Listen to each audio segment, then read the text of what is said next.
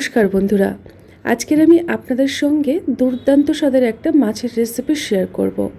যে কোনো ধরনের মাছ দিয়ে এই রকম পদ্ধতিতে একবার হলেও রেসিপি বানিয়ে দেখতে পারেন। মাছের রেসিপিটি তৈরি করার জন্য আমি এখানে নিয়েছি প্রায় 6 পিস রুই মাছ। আপনারা এই রেসিপিটি চারাপোনা অথবা যে কোনো ধরনের পুকুরের মাছ বা কাতলা মাছ দিয়ে তৈরি করে নিতে পারেন। এবারে মাছের মধ্যে আমি দিয়ে দিলাম পর্যাপ্ত পরিমাণের লবণ, আর দিয়ে দিলাম হাফ চামচ গুঁড়ো হলুদ, আর দিয়ে দিলাম একটা চা চামচের 4 ভাগের 1 ভাগ লাল লঙ্কার গুঁড়ো। এবারে সমস্ত উপকরণ দিয়ে মাছটাকে খুব ভালো করে প্রথমে ম্যারিনেট করে নেব। খাই খাই অনুর রান্নাঘরের প্রত্যেকটি রেসিপি হয় এই রকমই সহজ সরল। আপনারা নানা রকম মাছের রেসিপি আমার চ্যানেলে পেয়ে যাবেন, যদি মনে হয় দেখে নিতে পারেন। মাছটাকে ম্যারিনেট করে নিয়েছি। এবারে আমি কড়াইতে দিয়ে দিলাম সর্ষের তেল। তেলটাকে ভালো করে প্রথমে গরম করে নিচ্ছি।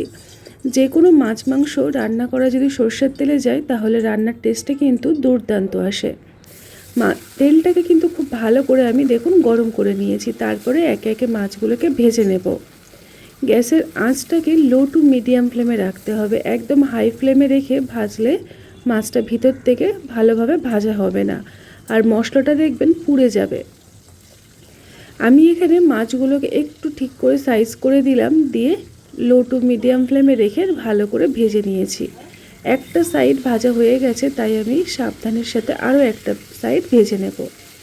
খাই খাই অনুর রান্নাঘরের প্রত্যেকটি রেসিপি হয় একদম সহজ সরল। নিত্য ঘরোয়া তেল মশলা দিয়ে যদি একটু অন্যরকমভাবে রান্না করা যায়, দেখবেন তার মুখের স্বাদ বদল হবে, আর খেতেও কিন্তু বেশ ভালো লাগে।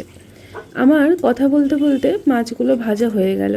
এবারে ওই তেলের মধ্যে বাকি যে মাছগুলো রয়েছে সেগুলোকেও ঠিক একই রকম পদ্ধতিতে লো টু মিডিয়াম ফ্লেমে রেখে ভেজে নেব। আজকের যদি নতুন হয়ে থাকেন আমার চ্যানেলে, তাহলে আপনাকে অসংখ্য ধন্যবাদ ভিডিওটি দেখার জন্য। আপনাদের একটা লাইক, আপনাদের একটা মতামত অথবা আপনাদের একটা সাবস্ক্রাইবার আমার কিন্তু নতুন নতুন ভিডিও করতে অনেক রকমভাবে মনের দিক থেকে সাহায্য করে। তাই আপনাদের সাহায্য নিতান্তই আমার প্রয়োজন। এবারে তেলটাকে ভালো করে গরম করে নিয়েছি। দেখুন কড়াইতে যে পরিমাণে তেল ছিল তার মধ্যে আমি অল্প একটু তেল অ্যাড করেছিলাম, সর্ষের তেল। এবারে তার মধ্যে আমি দিয়ে দিয়েছি দুটো পেঁয়াজ কুচো। পেঁয়াজটাকে একটু ভাজা ভাজা করে তার মধ্যে আমি দিয়ে দেবো এই রকম মোটা করে কেটে রাখা আলু। মাছের রেসিপিতে এই রকম মোটা মোটা আলু দিয়ে রান্না করতে খুব ভালো লাগে। আমি এখানে দুটো মিডিয়াম সাইজের আলু এইরকমভাবে কেটে নিয়েছি। একটু লম্বাটেভাবে কেটেছি, আপনারা দেখে নিশ্চয়ই বুঝতে পারছেন। এইভাবে যদি আলু দেখবেন রান্না করলে খুব একটা গলে যাবে না, গোটা গোটা থাকবে, আর খেতেও কিন্তু দুর্দান্ত হয়। এবারে এর মধ্যে আমি দিয়ে দিলাম দুটো টমেটো। টমেটোর পরিমাণটা একটু বেশি পরিমাণেই দিতে হবে। এবারে আমি এর মধ্যে দিয়ে দেব অল্প একটু লবণ, যাতে করে আলু আর টমেটো একই সঙ্গে নরম হয়ে ভাজা হয়। লবণটাকে দিয়ে সব কিছুর সাথে মিশিয়ে দিচ্ছি। এই সময় গ্যাসের আঁচটাকে চেষ্টা করবেন একদম কমে রাখতে। এতে করে বর্তমান সময়ে যে গ্যাসের সমস্যা সেটা কিন্তু অনেকটাই সাশ্রয় হয়, আর রান্নাটাও খুব ভালো হয়। যতক্ষণে আলুটা ভাজা হচ্ছে, একটা মিক্সিং জার আমি এখানে দেখুন নিয়ে নিয়েছি। এর মধ্যে দিয়ে দেবো 1 চামচ কালো সর্ষে আর 1 চামচ পরিমাণে সাদা জিরে। আর আমি এর মধ্যে দিয়ে দেবো ঝালের জন্য কাঁচা পাকা লঙ্কা। আর আমি এর মধ্যে দিয়ে দেব 1.5 ইঞ্চি পরিমাণে আদা। অল্প একটু জল দিয়ে মিহি করে বেটে নেব।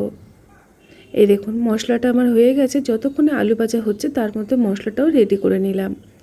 আজকের রেসিপিটি তৈরি করার জন্য এই মশলাটা পারফেক্ট হয়েছে। এদিকে আলুটাও দেখুন আগের তুলনায় অনেকটাই নরম হয়েছে, আর টমেটোগুলো গলেই গেছে প্রায়। এইভাবে টমেটো আর আলু একসঙ্গে ভাজা করে নিচ্ছি, যাতে করে কালারটা খুব সুন্দর আসে আর আলুটাও নরম করে ভাজা হয়। ঠিক এই পর্যায়ে আমি দিয়ে দেব এই রকম একদম টাটকা গাটি কচু। আপনারা যদি গাটি কচু না পছন্দ করেন তাহলে এই গাটি কচুর পরিবর্তে ঝিঙে ব্যবহার করতে পারেন অথবা পটল ব্যবহার করতে পারেন। যেহেতু পটল ঝিঙে এগুলো নতুন সবজি, দেখবেন এই রকমভাবে মাছের রেসিপি তৈরি করলে এই সময়টা বিশেষ করে খুব ভালো লাগে খেতে। এবারে আমি এগুলোকে ঢাকনা দিয়ে মোটামুটি 3 থেকে 4 মিনিট কম আঁচে রেখে দেব।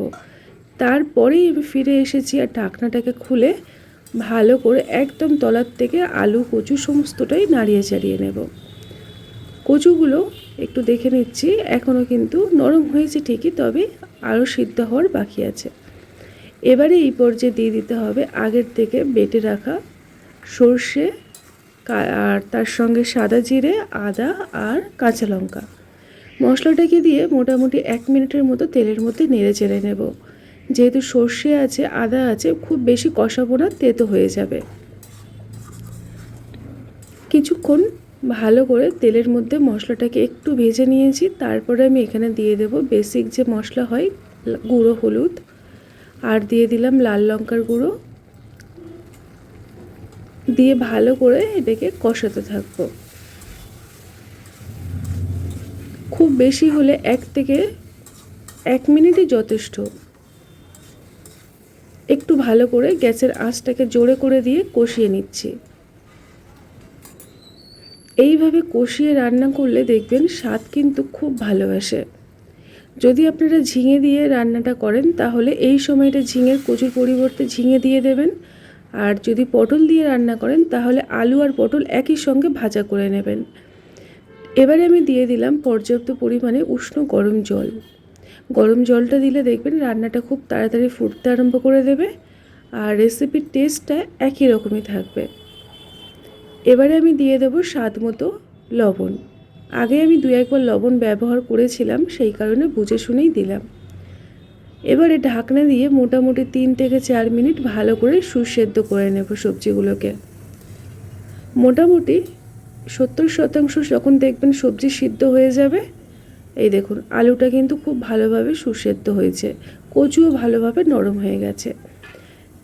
এবারে আমি এর মধ্যে দিয়ে দেব একে একে আগের থেকে ভেজে রাখা মাছের পিসগুলোকে। প্রথমে মাছগুলোকে দিতে যাবেন না, তাতে দেখবেন খুব নরম হয়ে যাবে, খেতে অতটাও ভালো লাগবে না। এবারে সমস্ত কিছু ভালো করে নাড়িয়ে চাড়িয়ে এখন আমি এটাকে ঢাকনা দিয়ে রেখে দেবো। আমি একটু লবণটা চেক করে নিচ্ছি। ঢাকনা দিয়ে মোটামুটি 3 থেকে 4 মিনিট আবারও ফুটিয়ে নেব। এতে করে আলু কচু যতটুকু সিদ্ধ হওয়ার বাকি আছে পুরোটাই সুসেদ্ধ হয়ে যাবে, আর রান্নাটা পুরোপুরি কমপ্লিট হবে। দেখুন আজকের আমাদের এই দুর্দান্ত স্বাদের হালকা পাতলা মাছের রেসিপি বন্ধুরা তৈরি হয়ে গেল। আশা করছি আজকের রেসিপিটি আপনাদের ভীষণ ভালো লাগবে। গরম গরম ধোয়া ওঠা ভাত দিয়ে এইরকম একটা মাছের রেসিপি যদি পাতে থাকে, মনে হয় না আর কোনো কিছুরই প্রয়োজন পড়ে। হালকা পাতলা একদম মাছের একটা রেসিপি। তো আজকের আমাদের মাছের রেসিপিটি হয়ে গেছে। গ্যাসের ফ্লেমটাকে অফ করে ঢাকনা দিয়ে রাখলাম। তারপরে ঢাকনাটাকে খুলে আপনাদেরকে আমি কাছ থেকে দেখিয়ে দিচ্ছি। এবারে আমি গরম গরম ভাত দিয়ে খাওয়ার জন্য পরিবেশন করে নিচ্ছি।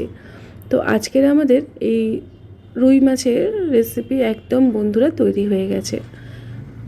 আপনাদের ভালো লাগলে লাইক দিয়ে দেবেন, একটা কমেন্টস করবেন আপনাদের কেমন লাগলো। আর যদি নতুন হন তাহলে চ্যানেলটিকে সাবস্ক্রাইব করে সাথে থাকতে পারেন। আজকের মতো এই পর্যন্ত, টাটা।